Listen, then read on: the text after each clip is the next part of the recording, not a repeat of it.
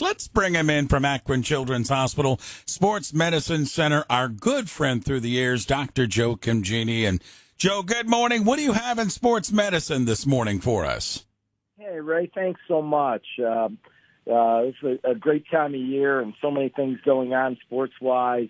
But one of the things we're always working on, and you know that, is our continued quest to try to make sports safer, and particularly the sport of football safer.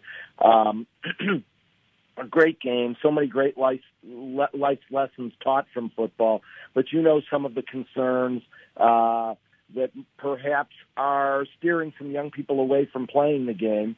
And so we're always in a quest. And, you know, we talk on this show quite a bit with your educated audience about things like rules changes that might make the game safer, and we talk about new devices that come out that might make the game safer, practice changes, new rules in practice at all different levels to try to also make the game safer. One of the things we say always in the last decade, we always say tackling technique.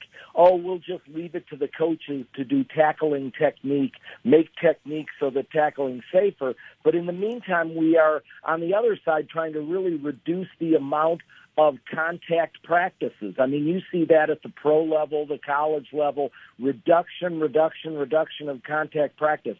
We're all for that. Many of the head injuries and concussions that occur, upwards of 70%, occur in practice. And so the same thing gets down to our level of where we take care of kids and high schoolers. And so we've reduced the amount of contact practice. So how are these coaches supposed to teach good technique? So, Ray, you know the majority of kids who play football are the younger kids. There's 3 million or so young kids in this country, youth, that play football. There's about 1 million high school players. There's about 100,000 college players, but much of the focus is always on the college or even the pro players. So one of the techniques that came out a while back, you and I talked about it, was tackling dummies or tackling bags, devices to tackle without having to tackle other players. Hopefully that we can get away from those drills that we grew up with that really were concussion makers, like the bull in the ring or the Oklahoma drill, where people just, the players actually had to have contact between two players. Definitely it's been proven that that was something that actually led to subconcussive blows, if not concussions themselves. And so as we eliminate contact, where are they going to learn this technique? Only on Friday night? Only on Saturdays are they going to go out there and have to tackle if they've never tackled during the week or during camp?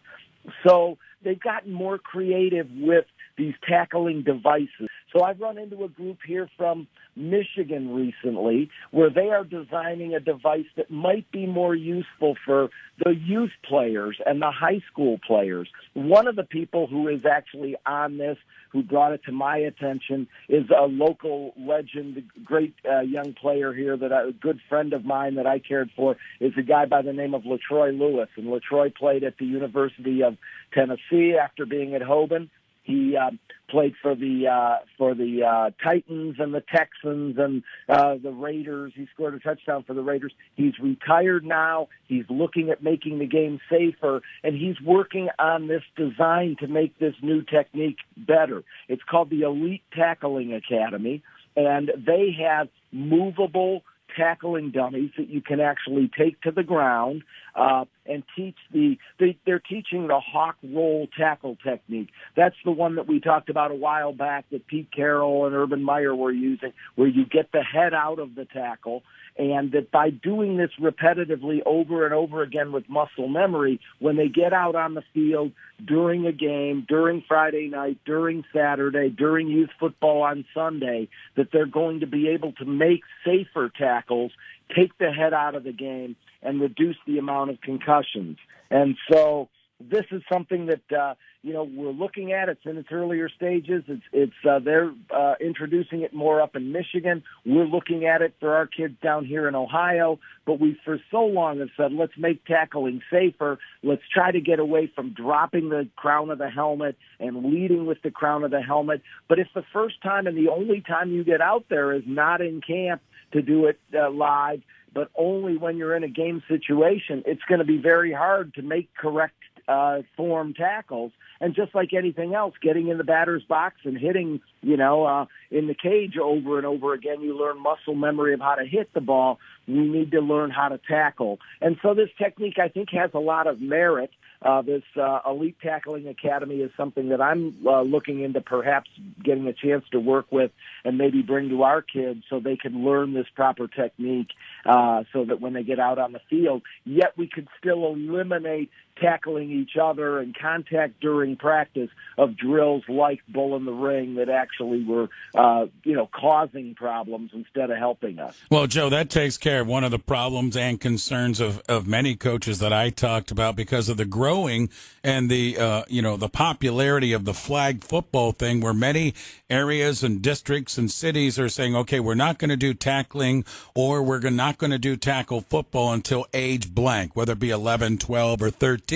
Many coaches have told me that's concerning to them because these youngsters learning the game of football aren't learning to tackle properly. This academy could step in and help in that area. You may be talking to the exact same population I am, Ray. That's what a lot of people are saying. And so I'm a little torn. We don't have great science. There's research going on about this, but we don't have great science to say. So if we wait till high school before kids play at all, till 14, 15, 16, and they didn't learn tackling technique when they're younger, are they going to be okay when they go out and try to learn this game, the tackle version of this game rather than the flag version at a later time? And just like with a lot of these pandemic-related things that came up in 2020, okay, no contact, no tackling during practice. Are they going to be at more risk when they're actually playing in the game? We don't know the answers to those questions, but coaches are very concerned by what they see on the field as kids start playing at a later and later date. And yet here's a way perhaps that we could teach the game properly. So it's definitely worth looking into. No doubt about it. Joe, great information this morning. Spot on, my friend, as always. Have a good week. We'll catch up with you again next week, Joe. Thanks, Ray. Enjoy this beautiful weather we're having in Northeast Ohio, Ray. You as well. Dr. Joe Congeni, Sports Medicine Center, Akron Children's Hospital.